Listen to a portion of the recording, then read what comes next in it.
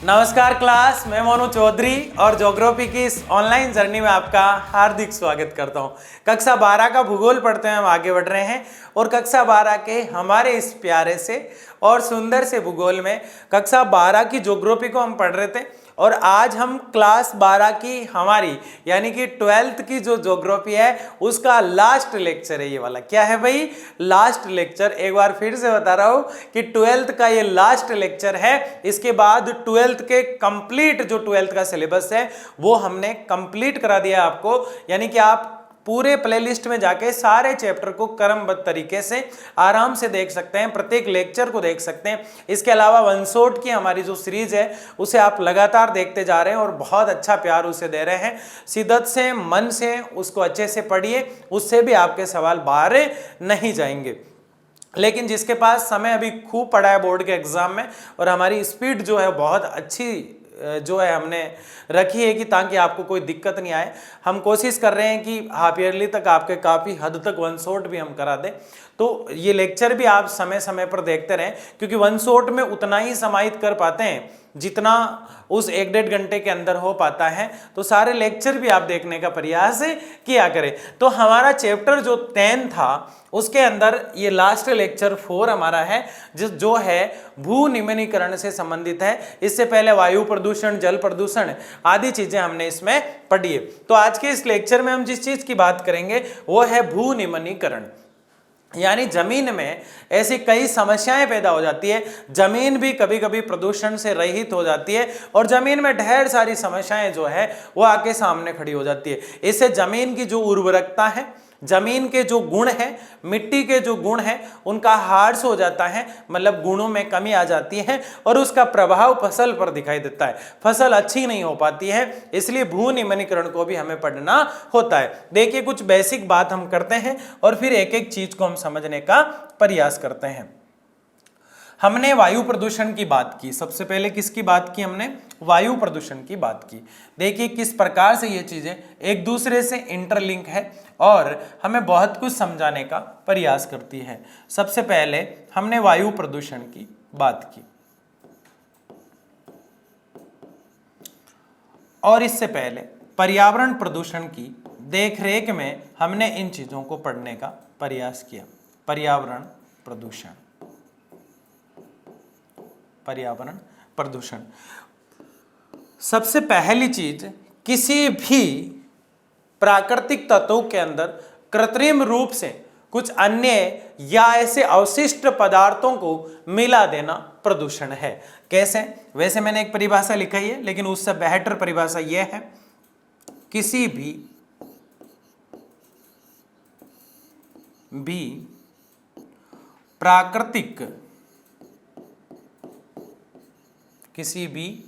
प्राकृतिक पदार्थ यानी वस्तु, प्राकृतिक मतलब जो प्रकृति ने दी है, किसी भी प्राकृतिक पदार्थ में कृत्रिम रूप से, कृत्रिम क्रिया कौन करता है? मानव करता है। कृत्रिम रूप से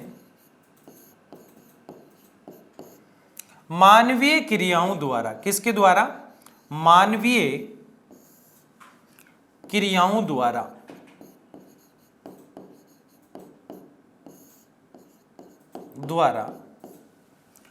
अवशिष्ट पदार्थों का,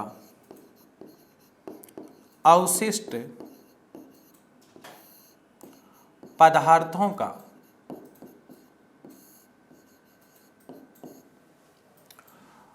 पदार्थ में मिल जाना, पदार्थ में मिल जाना, सारी चीजें इंटरलिंक होगी अभी देखना। पदार्थ में मिल जाना प्रदूषण है।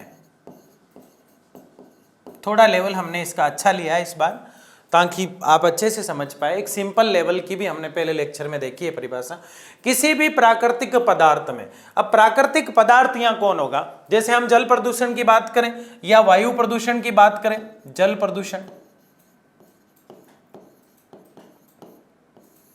या फिर भू निम्नीकरण, भू निम्नीकरण, ये तीनों इंटरलिंक है। कैसे हैं अभी देखेंगे इस चीज को, भू निम्नीकरण। अब जैसे कि मान लो ये एक उद्योग है, क्या है ये? उद्योग, ठीक है। और इधर एक झील है, इधर क्या है, एक झील है। इस झील में बरसात का पानी आता है, बारिश का पानी आता है, इसके अंदर पानी है और वो पानी बिल्कुल स्वच्छ है। कैसा है? स्वच्छ है, मतलब बिल्कुल साफ है। उद्योग किसने बनाया? मानव ने बनाया। उद्योग किसने बनाया? मानव ने बनाया। यहां तक बात सबके समझ में आ रही है कि एक उद्योग दिखाई दे रहा है हमें। क्या दिखाई दे रहा है? एक उद्योग दिखाई दे रहा है और इधर एक झील है जो बहुत स्वच्छ है। इस उद्योग का पानी, इस उद्योग का पानी, सारी चीज इस उद्योग से समझेंगे हम।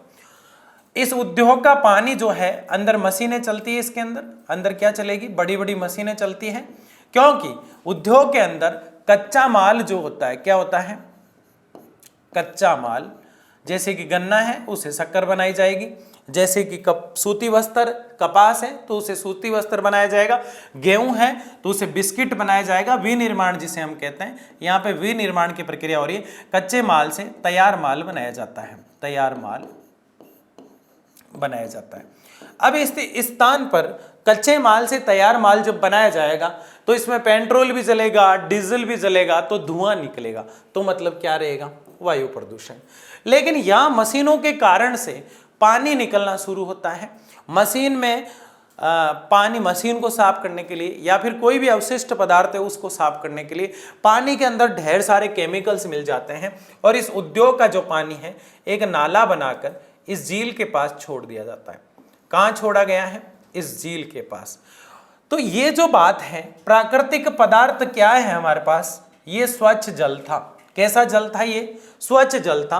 कृत्रिम रूप से मानव ने क्या किया? उद्योग लगाया और उसका गंदा पानी जो है कृत्रिम रूप से मानव ने खुद ने एक क्रिया की है यहाँ पे, और जो ये गंदा पानी था इसको धीरे धीरे धीरे धीरे जो है इस झील में छोड़ना शुरू किया। कृत्रिम क्रिया कौन कर रहा है? यहाँ पे मानव कर रहा है। प्राकृतिक पदार्थ कौन सा है हमारे पास? एकदम साफ जल है जो वर्षा से हमें प्राप्त हुआ है। उसके अंदर वो गंदा पानी आके मिलेगा, तो ये कृत्रिम रूप से मानव का ही किया धरा है। इसलिए मानवीय क्रिया द्वारा अवशिष्ट पदार्थ, मतलब ये बिल्कुल कचरा है या नहीं, बताओ मुझे?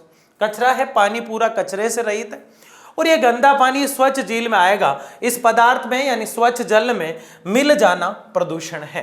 लेकिन ये जल के साथ मिल रहा है, इसलिए ये कहलाता है जल प्रदूषण। क्या कहलाता है? जल प्रदूषण। अब इसी उद्योग की बात हम करें कि ये जो उद्योग है, ये जो उद्योग है, इसका धुआं जो है एक चिमनी बनाई जाती है, यानी एक बड़ा सा ऊपर की तरफ पाइप बनाया जाता है। उस पाइप से धुआं ऊपर की तरफ जाता है। उस पाइप से क्या होता है? धुआं ऊपर की तरफ जाता है मेरे गुलगुले, और धुआं ऊपर की तरफ जाकर धीरे धीरे पूरे वायुमंडल में मिल जाता है, हमारे इस एटमॉस्फेयर में मिल जाता है। सौम मंडल, समता मंडल, कई डिवाइडेशन, बहिर्मंडल, आयन मंडल, ओजोन मंडल, ऐसे मंडलों के रूप में जिसको हम पढ़ते हैं, उसमें धीरे धीरे मिलता जाता है। हालांकि ये प्रयास किया जाता है उद्योग में कि चिमनी जो होती है उद्योग की, मतलब वो जो गोल वाला पाइप होता है उसको चिमनी कह रहे हैं। अगर गोल वाला पाइप उद्योग में लग रखा है और ऊपर की तरफ जा रहा है तो चिमनी कहलाता है। और ऐसा ही गोल पाइप बना के हम जमीन के अंदर उसको डालते हैं और उससे खनिज का पता लगाते हैं। एक कूप बना के खनिज का पता लगाते हैं तो वो कहलाता है कूपकी खनन। क्या कहलाता है वो? कूपकी खनन। कूपकी खनन का मतलब है एक पाइप के माध्यम से उस पाइप को अंदर डाला जाता है तो उसमें खनिज जो भी अंदर पत्थर है वो फंस जाया करते हैं और बाहर निकाल के उसमें से देख लेते हैं कि इतना किलोमीटर तक, इतना मीटर तक ये खनिज पाया जाता है, तो कूपकी खनन है। लेकिन उद्योग में लगा हुआ है तो उसको चिमनी कहेंगे। क्या कहेंगे? चिमनी कहेंगे। तो ये जो वायु प्रदूषण है, ये इस चिमनी से धुआं काफी ऊपर हम छोड़ते हैं, लेकिन धुआं कहीं भी जाए नुकसान करता ही है। जैसे कि मान लो धुआं को हमने ऊपर छोड़ा और वो ऊपर जाके स्थिर हो गया। अब जैसे ही वर्षा आएगी, बारिश जैसे आएगी, उस बारिश के पानी में वो पहले ही मिल जाएगा। जो पानी अभी तक धरती पे आया ही नहीं है, जो पानी बारिश के रूप में धरती पर आना चाह रहा है, उस पानी में पहले ही वो प्रदूषण यानी वो धुआं घुल जाता है और वो जो फसल होती है हमारी, जो पेड़ पौधे होते हैं हमारे, उन पे आकर गिरता है और उन पत्तों के ऊपर बिछ जाता है और इस वर्षा को कहते हैं अम्ल वर्षा। क्या कहते हैं? अम्ल के गुण है, उसमें केमिकल्स है, इसलिए उसको अम्लीय वर्षा कहा जाता है। और ये अम्लीय वर्षा जो है एक प्रकार का प्रदूषण है। कैसा प्रदूषण है? जल प्रदूषण है। ठीक है। वायु प्रदूषण और जल प्रदूषण आप समझ गए कि ये हवा में घुलता है, और वायु प्रदूषण जो है वो जल प्रदूषण का कारण भी बनता है जब बारिश आती है। मैं आपको ये दोनों बता के भूनिम्नीकरण पे लाना चाह रहा हूं। जैसे हवा और पानी दोनों जब प्रदूषित हो जाते हैं तो भूमि बच नहीं सकती, जमीन बच नहीं सकती। जैसे कि मान लिया जाए कि वायु के अंदर धुआं मिला हुआ है, पानी के साथ अम्लीय वर्षा के रूप में पौधों पर आ रहा है, पौधों पर आया तो जमीन को भी टच करेगा, और भू यानी होती है भूमि, निम्नीकरण यानी इसके गुणों का ह्रास हो जाना, तो फिर बनता है भूनिम्नीकरण। फिर क्या बनता है? भूनिम्नीकरण। भूनिम्नीकरण में मोस्टली हम क्या देखेंगे, मैं आपको अब ये बता रहा हूं कि भूनिम्नीकरण क्या है, इसको हम डिटेल से देखने वाले हैं, लेकिन यह बेस तैयार होना चाहिए आपका, और लास्ट लेक्चर है ये हमारा, तो अच्छे से इसको पढ़ना भी है। सारों को अच्छे से पढ़ा हमने, मस्ती से पढ़ा है, शानदार। जैसे कि अशोक देवासी जैसे बच्चे हैं, राधा मंडल जैसे बच्चे हैं, है ना, पूजा चौधरी जैसे बच्चे हैं, ये रेगुलर क्लास लेते हैं, बहुत अच्छा लगता है, इनका रोज कमेंट आता है। हमें कैसे पता चलता है कि कोई बच्चा पढ़ रहा है कि नहीं पढ़ रहा है? वो कमेंट से पता चलता है, कम से कम वो आके कुछ तो पढ़ के गया है। सारे बच्चे सारी पूरी क्लास नहीं ले पाते, ये मैं भी जानता हूँ, फिर बैकलॉग करके चिल्लाते रहते हैं। एग्जाम जब पास में आते हैं, जब पढ़ना शुरू करते हैं, फिर नंबर उतने अच्छे बन नहीं पाते। लाइनेज शेयर का एक ही मोटो, एक ही लक्ष्य है, एक ही टारगेट है कि 100 में से 100 बच्चों के लाना, और उसमें आप खरे उतरेंगे, ये मुझे पूरा भरोसा है। कमेंट में बताना, ठीक है ना। तो भूनिम्नीकरण क्या है ये आप देख लीजिए। भूनिम्नीकरण का मतलब है जमीन या मिट्टी या मृदा, मैं मृदा लिख देता हूं, मृदा का मतलब मिट्टी होता है, मृदा के गुणों में, मृदा के गुणों में ह्रास हो जाना। ह्रास का मतलब होता है कमी, ह्रास का मतलब क्या होता है? कमी। मृदा के जो गुण होते हैं, क्या गुण होते हैं अभी बात करेंगे। मृदा के जो गुण हैं उनमें ह्रास हो जाना,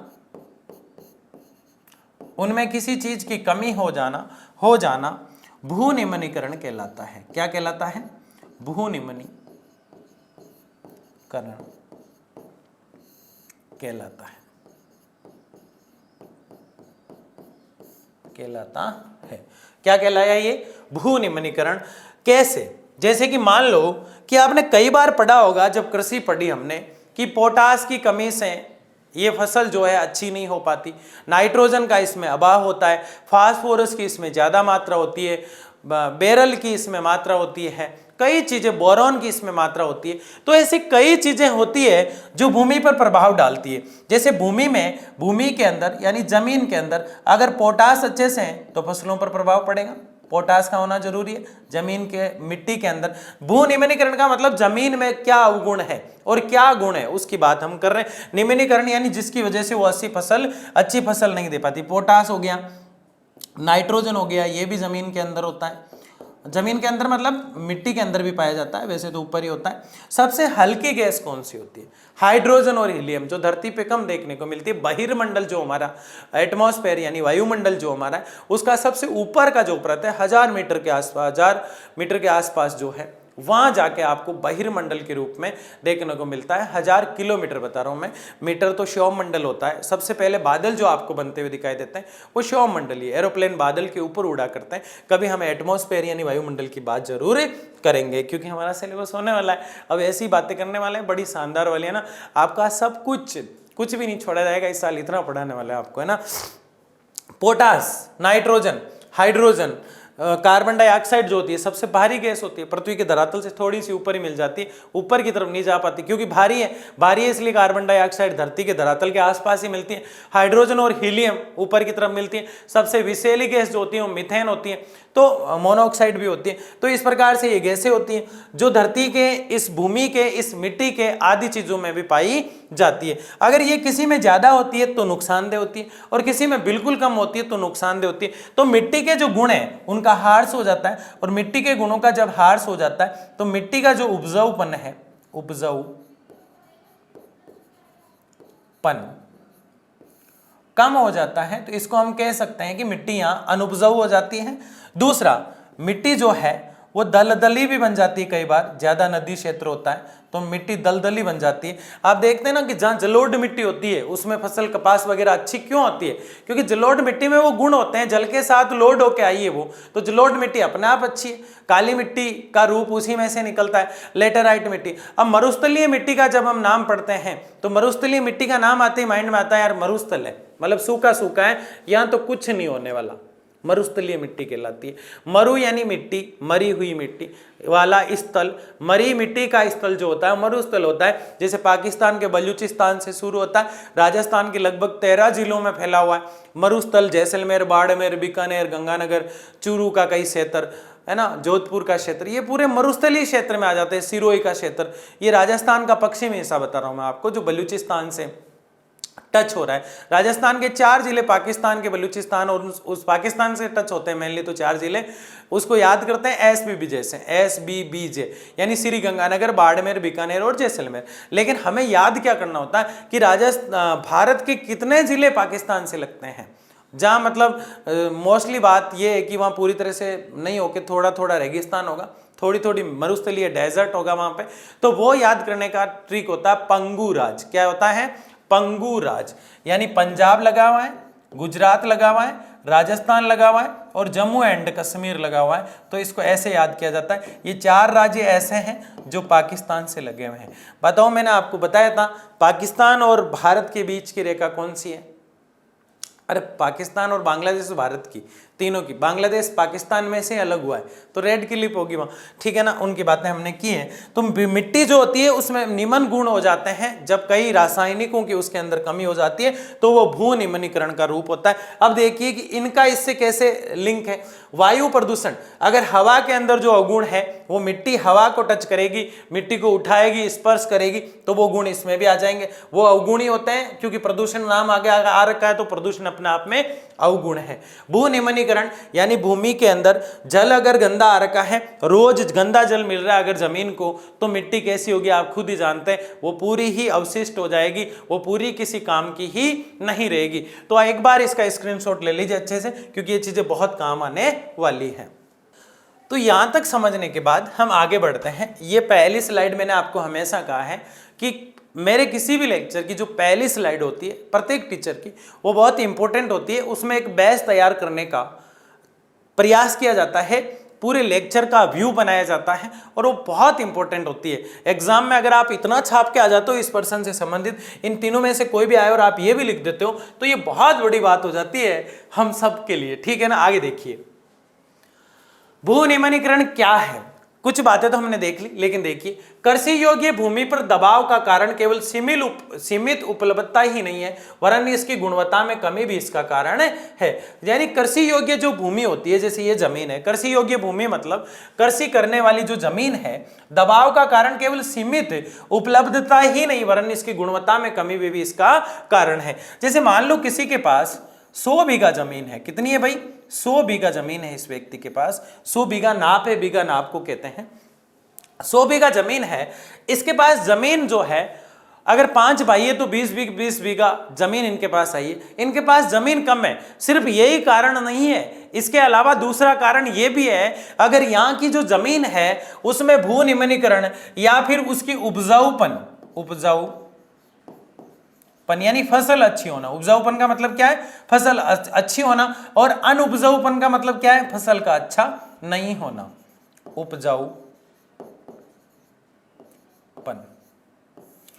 उपजाऊपन मतलब फसल अच्छी हो रही है, अनुपजाऊ मतलब फसल अच्छी नहीं हो रही। अतिवृष्टि मतलब ज्यादा बारिश हो रही है और अनावृष्टि मतलब बिल्कुल बारिश नहीं हो रही है, ठीक है ना, वर्षा नहीं हो रही।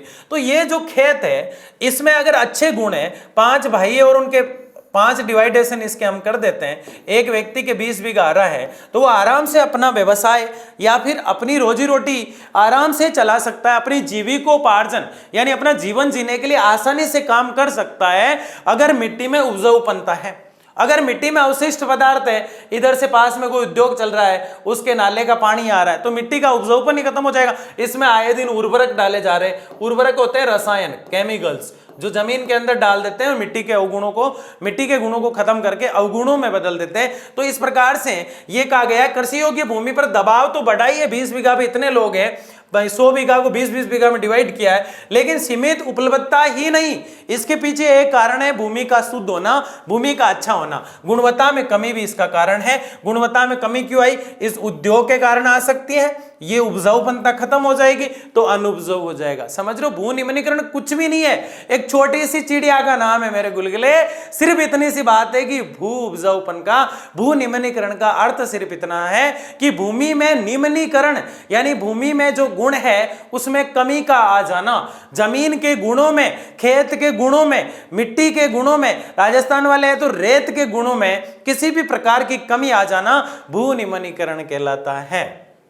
मृदा अपरदन, मृदा अपरदन का मतलब होता है, बहुत सिंपल चीज है, पानी आ रहा है और उसके साथ मिट्टी जोले लगाती हुई, घूमती हुई, लहराती हुई, नाग लपेटे लेती हुई जा रही है तो मृदा अपरदन कहलाता है। मृदा अपरदन का मतलब क्या है? पानी के साथ मिट्टी का जाना। अब बताओ, जलोढ़ मिट्टी जब ही तो बनती है, जैसे कि मान लो मैं यहां खड़ा हूं, इधर से बारिश आई और ये मेरा खेत है, ठीक है ना। स्टूडियो में जानता हूं, ये आपकी क्लास लेने की जगह है, क्लासरूम में जानता हूं मैं, लेकिन आपको समझाने लिए कह रहा हूं। इधर से भयंकर वाला पानी आ रहा है, बाढ़ आ रही है, मेरे खेत की जमीन बहुत उपजाऊ है और इस पूरी जमीन का जो मिट्टी का ऊपर का तल है, सहस्तर जिसे कहते हैं, वो पानी के साथ बहता हुआ चला गया और उस सुंदरवन के डेल्टा की तरफ चला गया, उस बंगाल की खाड़ी की तरफ चला गया। वहां जाके वो मिट्टी बिछ गई, मेरे खेत की मिट्टी तो चली गई। मेरा खेत जो उपजाऊ हुआ करता था, जो 80 फसल दिया करता था, बहुत प्यारी फसलें दिया करता था, वो अब अनुपजाऊ हो चुका है। और जो मिट्टी जल के साथ लोड होकर चली गई, मृदा अपरदन होकर चली गई, वो आगे जाके जहां बिछेगी वहां जलोढ़ मिट्टी कहलाएगी और वहां कपास वगैरह बहुत अच्छी होगी। तो जलोढ़ मिट्टी अच्छी क्यों होती है? क्योंकि वो हर एक खेतों से पानी के साथ बहा बहा कर लाई जाती है, जल के साथ लोड होकर आती है, इसलिए मेरे प्यारे लाडले वो जलोढ़ कहलाती है। मृदा अपरदन मिट्टी का बह जाना। लवणता, जलाकांता, भू क्षारकता, अक्षारता से भू निम्नीकरण होता है। जल, मिट्टी के अंदर लवणता अगर बढ़ जाती है, जल में लवणता होती है, जैसे खारा पानी के आसपास जो खेत होते हैं उसमें फसल अच्छी नहीं होती क्योंकि उसमें लवणता ज्यादा हो जाती है। ये तो मैं जानते हैं, सब जानते हो ना आप। भू उर्वरकता के अब ए प्रबंधन के साथ इसका अविरल उपयोग होने पर क्या स्थिति होगी? देखो, एक एक चीज को समझो इन शब्दों का। जल आक्रांता का मतलब होता है लवणता, पानी के अंदर खारापन होगा तो मिट्टी में भी खारापन हो जाएगा, फसल अच्छी नहीं होगी, डरना नहीं है इन नामों से। भू क्षारकता का मतलब होता है खारापनी, ठीक है ना। देखिए, भू उर्वरकता यानी जमीन, भू यानी जमीन की उर्वरकता यानी उपजाऊ करने की, खेती करने की जो हम प्रबंधन करते हैं, जो व्यवस्था करते हैं, वो ढंग से नहीं हो पाते और अविरल उपयोग करते हैं। एक जगह उपयोग कर लिया खेत का, दूसरी जगह बंजर भूमि आ गई, तीसरी जगह फिर उपयोग कर लिया। ऐसी स्थिति हो जाती है कि भू निम्नीकरण होगा तो उत्पादकता में कमी आएगी। मतलब इसका मतलब यह है कि भूमि जो हमारे पास जितनी भी जमीन है उसको सही तरीके से, उसको व्यवस्थित तरीके से, सही तरीके से, सिस्टमैटिक तरीके से काम में लिया जाए और मिट्टी का जो अपरदन हो रहा है उसको मेड बना के, बाड़ बना के, अगर समझ रहे हो, दीवार टाइप मिट्टी की बनाया करते हैं, उसे मेड कहते हैं। वो बना के उसकी चारों तरफ से जो है पूरी चार दीवारी टाइप खेत में कर दी जाए। फिर अब जल जाए तो जाए, पर मिट्टी जाके दिखाए, कैसे जाए? मिट्टी जा ही नहीं सकती तो मृदा अपरदन होगा ही नहीं।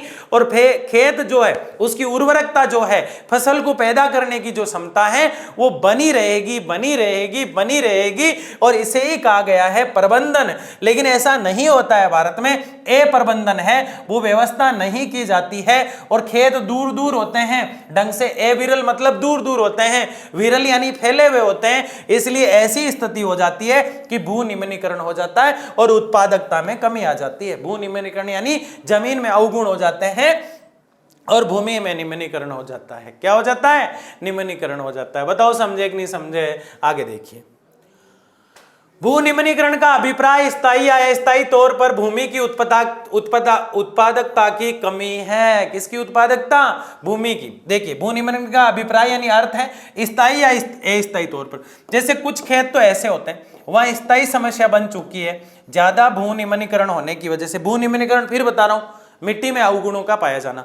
ज्यादा भू निम्नीकरण होने की वजह से वहां समस्याएं होती है, वो मिट्टी अब किसी काम की नहीं रही, हमेशा वहां समस्या ही समस्या पैदा हो जाती है, उसे भू निम्नीकरण कहा गया। तो कुछ खेतों में तो ये स्थायी हो चुकी है, कईयों में अस्थायी है कि 5-4 साल खेत को छोड़ दिया, फिर धीरे धीरे धीरे खेत को उपजाऊ बनाने के प्रयास किए गए। अच्छी अच्छी क्वालिटी का उसमें गोबर जो होता है वो डाला जाता है, फिर धीरे धीरे खेत जो है वापस अच्छे होने लग जाते हैं। देखो यहाँ 2 खेत दिखाए गए, एक में नहीं हो रही है फसल और दूसरे में हो रही है, तो धीरे धीरे इसमें होने लग जाएगी। तो अगर होने लग जाएगी तो वो अस्थायी है, और पता चला कि इस मिट्टी के तो सारे गुण ही खत्म हो गए। कितनी बड़ी समस्या है सोचो, अगर आपको पता चले कि भारत की 50% जमीन ऐसी है जहां फसल अब हो ही नहीं सकती, तो कितना दुख की बात है। इसलिए हम भू निम्नीकरण पढ़ रहे हैं। ऐसे चयनित मुद्दे, इस चैप्टर का नाम क्या है, ऐसे चयनित मुद्दे जिन पे समाज को, देश को, युवाओं को बात करनी चाहिए, उसको यहां बताया गया है। बुजुर्गों को भी करनी चाहिए भाई, युवाओं को ही नहीं, है ना। तो अगर इस खेत में फसल हो सकती है तो अस्थायी समस्या है, अगर कभी नहीं हो सकती तो स्थायी समस्या है। किसकी? इस जमीन के गुणों की, मतलब भू निम्नीकरण की। ठीक है ना। अगला देखिए 5वां पॉइंट, 4 तक आपको समझ में आ गया। भू निम्नीकरण के कारण पढ़ रहे हैं। सभी निम्न कोटि यानी छोटी कोटि, छोटे लेवल के, सभी छोटे लेवल की जो भूमि है व्यर्थ भूमि नहीं है।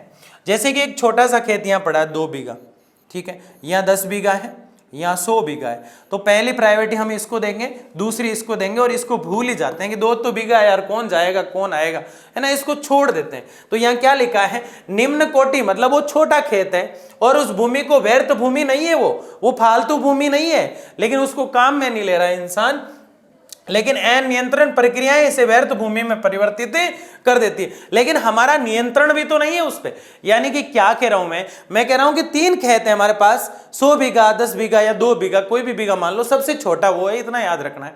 सबसे छोटे वाले खेत में हम ना तो देखते हैं, ना उसका नियंत्रण रख रहे हैं, ना उसकी देखरेख करते हैं, क्या ये व्यर्थ भूमि है, बंजर भूमि है, नहीं है, फिर भी नहीं कर रहे हैं। तो देखिए अनियंत्रण प्रक्रिया कर रहे हैं हम, वहां जा नहीं रहे हैं, इसे व्यर्थ भूमि में परिवर्तित कर देती है। धीरे धीरे ये वास्तव में व्यर्थ भूमि हो जाती है। वास्तव में क्या हो जाती है? व्यर्थ भूमि हो जाती है। कोई किताब हमारे पास जब 12th में पढ़ी है और उसको हम आज नहीं पढ़ रहे हैं, तो अगले साल जब आप अगली क्लास में चले जाते हैं तो वो आपके लिए व्यर्थ हो गई, मतलब अब उस क्लास को आप नहीं पढ़ रहे हैं, वो आपके लिए छोटी चीज होगी। क्या होगी?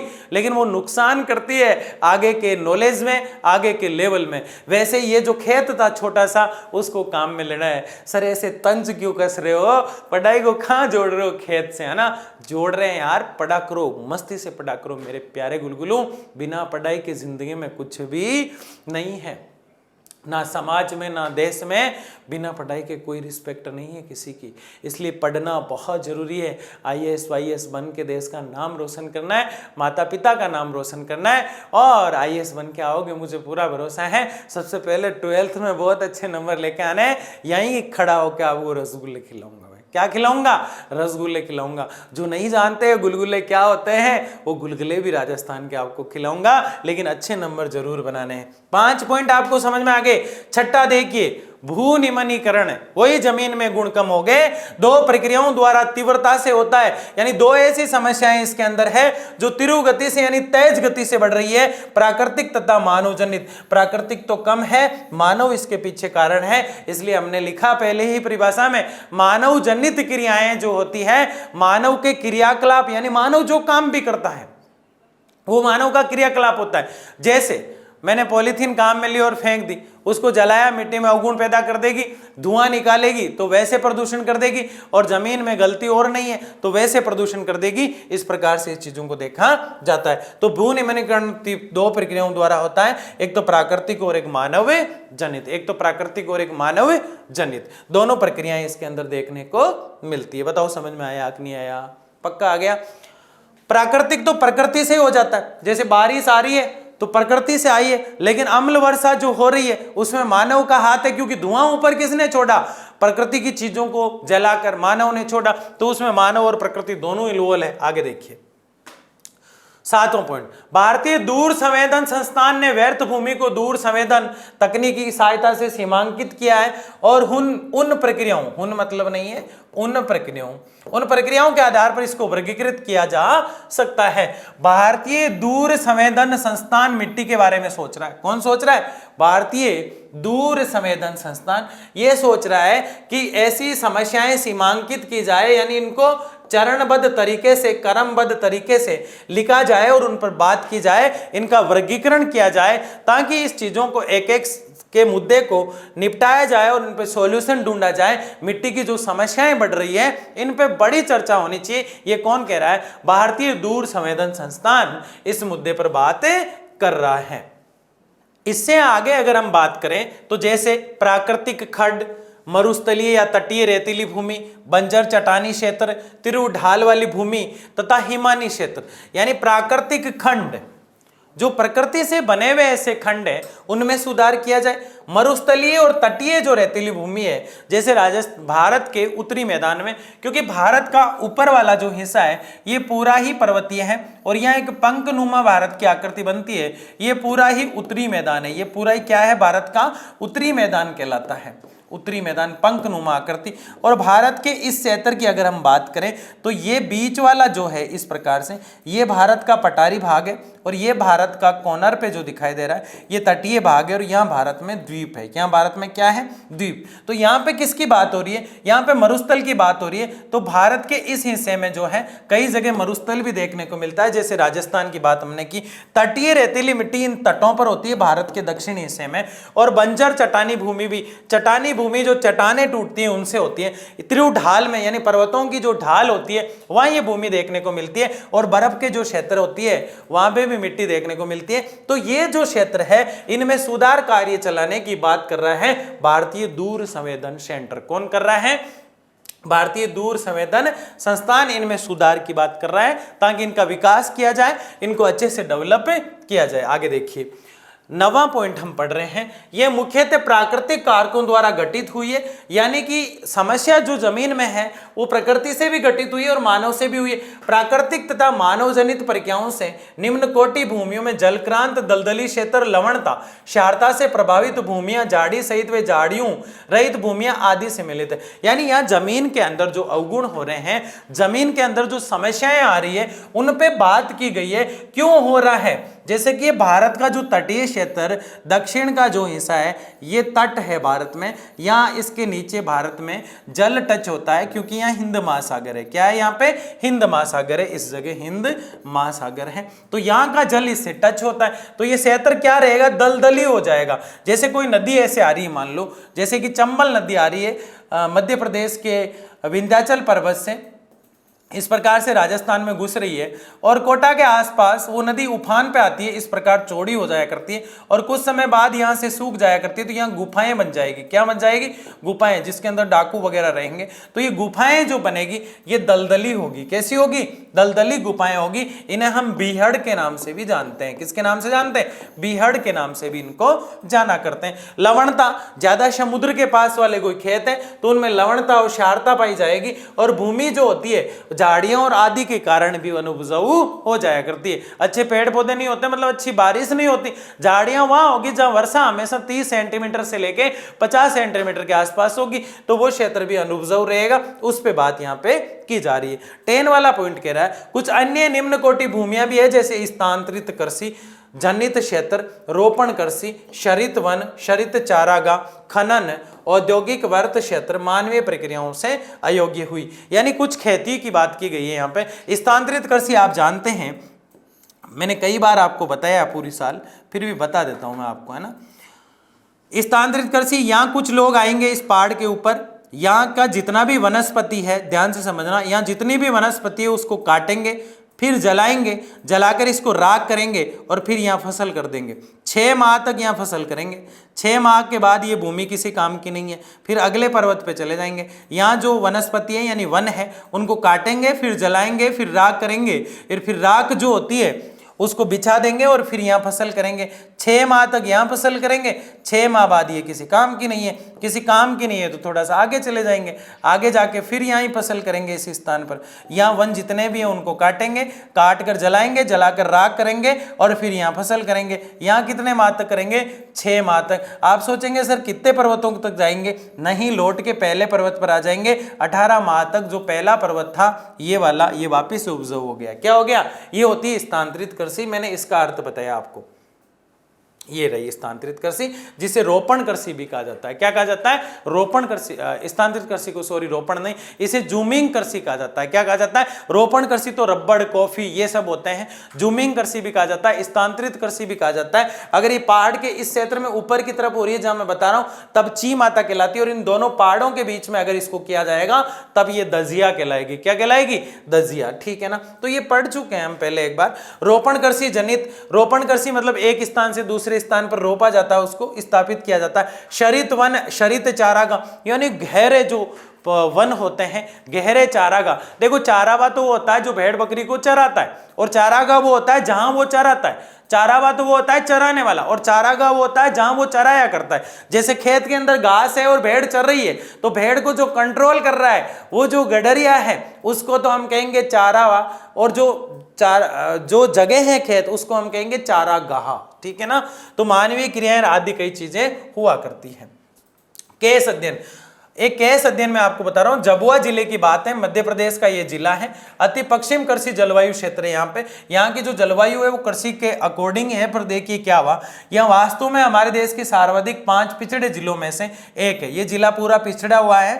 कौन सा जिला? मध्य प्रदेश का एक जिला है जिसका नाम है झाबुआ। भाई इतनी सी बात हमने की है, मध्य प्रदेश का झाबुआ जो जिला है वो काफी पिछड़ा हुआ है। क्यों पिछड़ा हुआ है? क्योंकि कृषि के हिसाब से। और दूसरा, कम पढ़े लिखे लोग, ये दिख रहे हैं आपको, जनजाति, जो लोग जंगलों में रहते हैं। झाबुआ जिला है मध्य प्रदेश का, तो काफी ये पहाड़ी क्षेत्र है, तो ये झाबुआ जो है जनजाति के लोग यहाँ रहते हैं, और भील यहाँ ज्यादा देखने को मिलते हैं।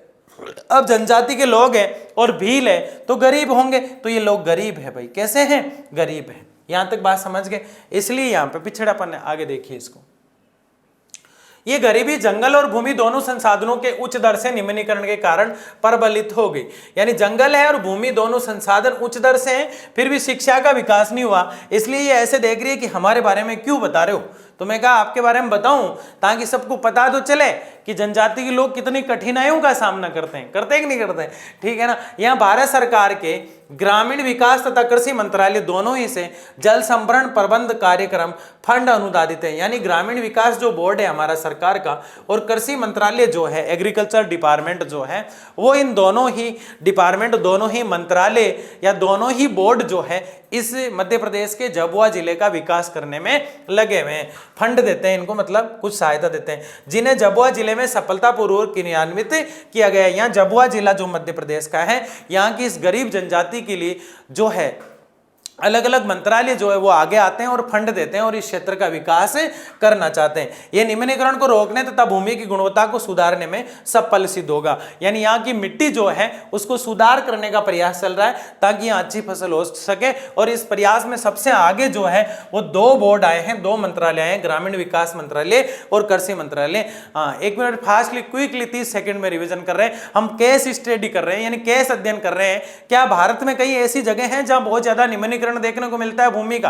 तो वो है मध्य प्रदेश का झाबुआ जिला, जहां जनजाति के लोग रहते हैं, बहुत गरीब लोग रहते हैं। ग्रामीण विकास मंत्रालय और कृषि मंत्रालय दोनों मिलके वहां की जो भूमि के अवगुण है उसको खत्म करने में लगे हुए हैं और वहां पे केस स्टडी करके इस क्षेत्र का विकास करने की ओर आगे बढ़ रहे हैं। जल संभरण प्रबंधन का मतलब है, जेल नहीं है, ये जल है। जल संभरण प्रबंधन का मतलब है भूमि, जल तथा वनस्पति के बीच संबंध को पहचानना। यानी वहां की जो जमीन है उसको किस प्रकार के जल की आवश्यकता है और उस जल में क्या अवगुण है, और पेड़ पौधे लगाने से क्या वहां बारिश हो सकती है, बारिश से फिर अच्छा जल मिलेगा तो भूमि में फिर जो अवगुण है वो खत्म हो जाएंगे और अच्छे गुण आने लग जाएंगे।